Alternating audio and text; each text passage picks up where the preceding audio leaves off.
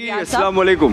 वालेकुम अस्सलाम। आज राबिया जी ने जो टॉपिक स्टार्ट किया था ज़बरदस्त था, तो हमने कहा था इसको फर्दर डिटेल में बात करेंगे जब शहरियार साहब जी। हसद, कीना, बुग़्ज़ जो लोग रखते हैं एक दूसरे से, दोनों तरफ से बताइएगा। अगर हमें किसी से है तो अपने दिल को साफ करने के लिए क्या पढ़े, अगर किसी को हमसे है तो ये तो बचने के लिए जैसे हमने कहा कि कब्र तक पहुंचा देता है, तो बचने के लिए भी क्या पढ़े। बिस्मिल्लाहिर्रहमानिर्रहीम। अल्लाहुम्मा सल्लि व सल्लिम व बारिक अला सय्यिदिना व मौलाना मुहम्मद व अला आलिहि व सहाबिहि व बारिक वसल्लम।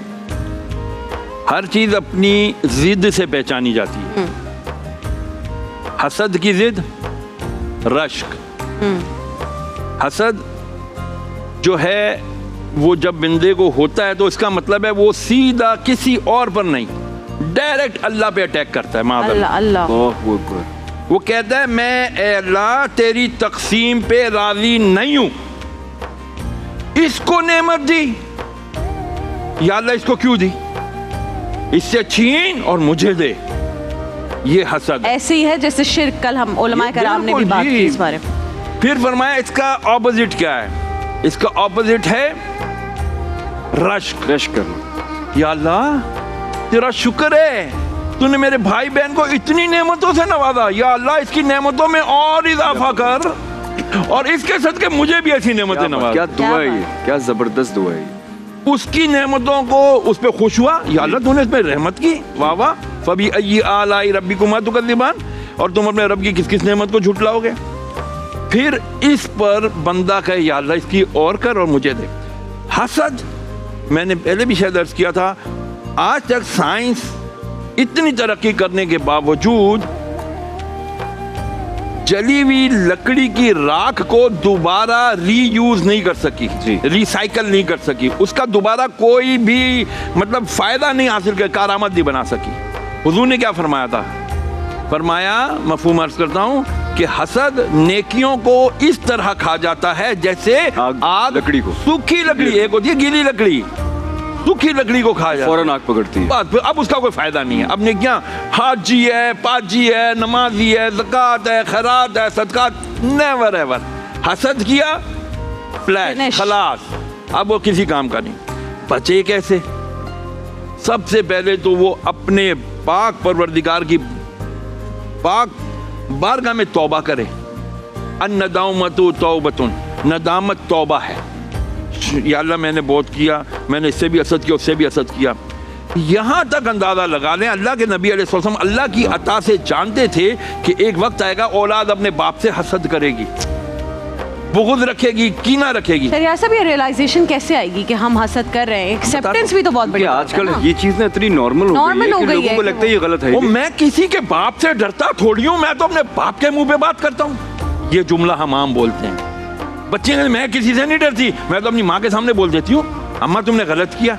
ये नहीं समझते कि ये अखलाकियात से गिरी हुई बात है, ये कोई फ्रीडम ऑफ स्पीच नहीं है। इस्लाम ऐसी फ्रीडम ऑफ स्पीच को लानत भेजता है कि जो किसी के अखलाक को खराब करे, किसी के किरदार को खराब करे, किसी की दिलाजारी करे। No no, we don't need that sort of freedom of speech. नबी ने फरमाया, जिस बेटे ने अपने बाप के चेहरे पे नजर की और इस तरह की कि उसके दिल में अपने बाप के लिए नफरत, हसद, कीना, बुग़्ज़ नहीं था, तो उसकी निगाह अपने बाप के चेहरे से हटने से पहले अल्लाह ताला उसके सारे गुनाह माफ फरमा देता है। कितनी बड़ी नेमत है बाप। बड़ी बात।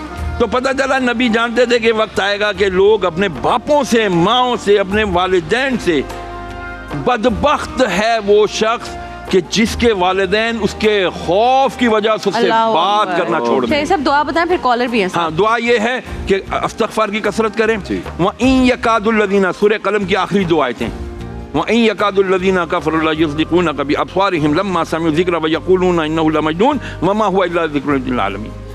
ये सूरह कलम की आखिरी दो आयतें 51-52 इस पे खत्म हो जाती है। बस ये रोजाना कम से कम हर नमाज के बाद 3 बार पढ़ के अपने ऊपर दम कर लिया करे और दुआ किया करे, या अल्लाह मुझे हसद से बचा। मेरे जिस दिन घर में औलाद पैदा हुई थी, मेरी सास ने मुझे बताया था कि सूरह कलम की ये दो आयतें हैं। उन्होंने मुझे स्क्रीनशॉट भेजा और कहा बस ये रोजाना अपने बच्चे के लिए भी पढ़ो। माशाल्लाह, और अल्लाह ऐसे बुजुर्गों का साया हमारे ऊपर रखे ताकि हम सीखते रहें इसी तरह से अच्छी बातें। कॉलर है जी हमारे साथ। अस्सलाम वालेकुम। अस्सलाम वालेकुम। आपको आवाज आ रही है हमारी? अस्सलाम वालेकुम। जी आ रही है। जी फरमाइए। जी हमें भी आपकी आवाज आ रही है। वालेकुम अस्सलाम। क्या पूछना बेटा? और कौन? बिल्कुल ठीक। कौन बात कर रही हो? कहाँ से? जी मैं फौजिया लाहौर से बात कर रही हूँ। फौजिया, कैसा है लाहौर का मौसम? अल्लाह का शुक्र, ठीक है, अच्छा है। ठीक है, अच्छा है। चलो यहाँ बहुत गर्मी है। अच्छा फौजिया, क्या सवाल है? पूछो जल्दी से। मौसम के हाल पे हुई बात। पंजाब वालों को बता दो 18 अप्रैल को मैं इंशाल्लाह पंजाब और पेशावर वगैरह दौरा कर रहे हैं फैन से मिलने के लिए इंशाल्लाह। जी अस्सलाम वालेकुम। वालेकुम अस्सलाम। जी कौन, कहाँ से? जी मैं हुमैरा बात कर रही हूँ लाहौर से। जी फरमाइए। जी हुमैरा, मेरे ना आइस का मतलब मसला, मैं जब 5 साल की थी ना तो मेरी आइस पे चोट लगी थी, अंदरूनी चोट लगी थी। बस घर के रीज़न की वजह से मैं चेकअप नहीं करवा सकी थी। लेकिन अब जब मेरी एज 18 साल हो गई है तो जो मेरी दूसरी आइस है उसमें से भी मुझे बहुत कम नज़र आना स्टार्ट हो गया। मतलब मेरा दिन ब दिन डॉक्टर्स को चेक करवाया, डॉक्टर्स कह रहे हैं कि आपने बहुत देर कर दी है, ये आपकी आँखें आपका साथ छोड़ रही है। मैं दिन ब दिन आँखों से अंधी हो रही हूँ। अच्छा बेटे, कल हमारे पास आए थे अल-शिफा वाले। आपने बड़े हॉस्पिटल्स में दिखाया है? आए के जो पाकिस्तान के बड़े हॉस्पिटल्स हैं? हमारी इतनी नहीं है कि हम बड़े हॉस्पिटल में चेक करवा सकें। अच्छा, वो फ्री ऑफ कॉस्ट इलाज करते हैं अल-शिफा ट्रस्ट। आप लोगों से रिक्वेस्ट, प्लीज मेरी आंखें खराब होने से पहले मुझे अल्लाह का घर दिखा दो, बड़ा करवा दो। देखो दानिश भाई क्या बता रहे हैं, सुनो बात सुनो। अल-शिफा ट्रस्ट मेरे ख्याल से लाहौर में भी हैं और आप उनसे जाके मिलेंगे ना तो वो फ्री ऑफ कॉस्ट इलाज करते हैं। आप जाके एक दफ़ा वहाँ दिखाइए।